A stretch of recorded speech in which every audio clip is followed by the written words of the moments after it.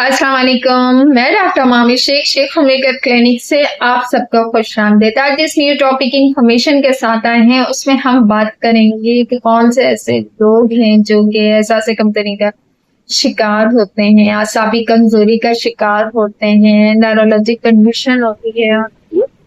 और फालिजी कैफियत होती है, उनकी पैरालिटिक कंडीशन होती है उनकी, या उनको किसी चीज के हॉल का उठ जाना या टेंशन्स का हो जाना जिसकी वजह से उनको दस्त लग जाते हैं। ऐसे पेशेंट्स जो कि बहुत ज्यादा सेंसिटिव हों और अपने आप पर अपने असाब पे कंट्रोल ना कर पाए जिसकी वजह से उनको एंजाइटी का शिकार हो, वो इस वीडियो की इंफॉर्मेशन में जानेंगे कि होम्योपैथी की कौन सी ऐसी मेडिसिन है कि इसमें अगर ये वाले सिम्टम्स आते हैं तो हम अपने पेशेंट को ये मेडिसिन यूज करवा सकते हैं। शेख होमी केयर चैनल को सब्सक्राइब नहीं करा तो सब्सक्राइब कीजिए, लाइक कीजिए, इंफॉर्मेशन को शेयर कीजिए। स्टार्ट लेते हैं अपनी वीडियो का कि अगर कोई भी पेशेंट आपके पास आ रहा है, किसी भी एज का पेशेंट होता है, तो अक्सर औकात आपने देखा होगा कि जो पंक्चुअल इंसान होंगे, जो सेंसिबल होंगे, जो सिंसियर होंगे अपनी वर्किंग से,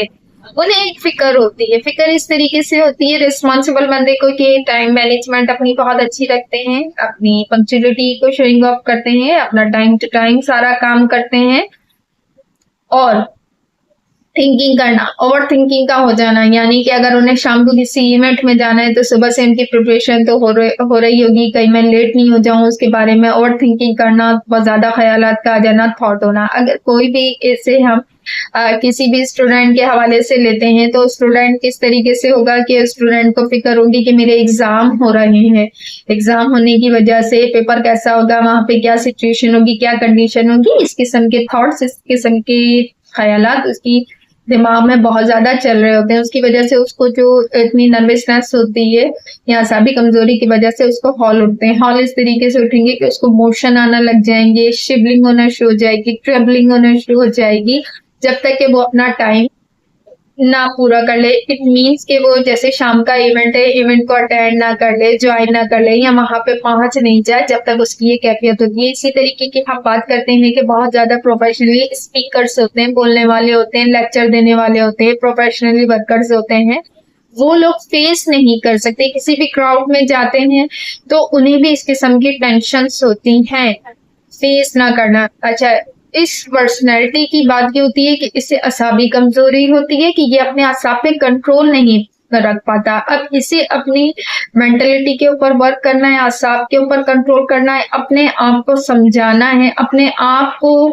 ही समझें कि अपने आप की, हम अपने डॉक्टर सबसे बड़े खुद होते हैं, क्योंकि जो फीलिंग्स हमें आ रही होती हैं, जो ख्यालात हमें आ रहे होते हैं, वो बास टाइम तो हम एक्सपोज कर देते हैं, किसी को बता देते हैं, लेकिन बास टाइम हम अपने ख्यालात इजहार नहीं कर पाते, शोइंग ऑफ नहीं कर सकते, हद कि हम अपने मालिश तक को वो चीजें नहीं बता रहे होते। तो एक इंसान को कामयाब होने के लिए, सक्सेस होने के लिए अपने आप पे, अपनी थिंकिंग पे, अपनी सोच पे काम करना चाहिए। जिस दिन हम इस पे अपना काम कर लेते हैं तो हमारी पावर्टी हमारे हाथ के अंदर होती है। यहाँ पे तो ऐसा एक्नॉलेज मैंने ये बात आपसे शेयरिंग करी है। एज अ स्टूडेंट है, जितने भी मेरे सुनने वाले हैं, जो चाहने वाले हैं,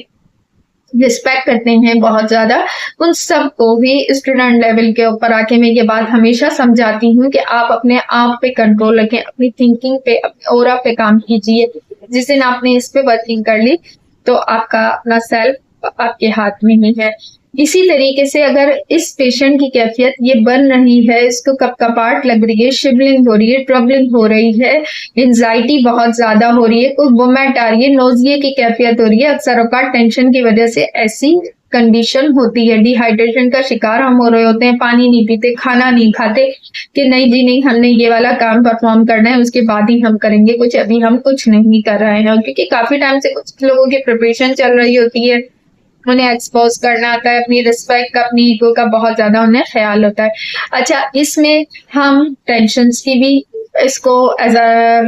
हम मेडिसिन यूज कर सकते हैं। इस मेडिसिन का नाम है जेलसीमम, कि जेलसीमम को हम लो पोटेंसी में देंगे, हाई पोटेंसी में देंगे, क्योंकि अक्सर औकात जो स्पीकर्स होते हैं वो स्टेज पे जाके उनकी कैफियत, उनकी कंडीशन ऐसी हो जाती है कि वो सामना नहीं कर पाते हैं, कब कपाट लग जाती हैं या अनकॉन्शियस में भी जा सकते हैं। हर पेशेंट का कॉन्स्टिट्यूशन अलग होता है,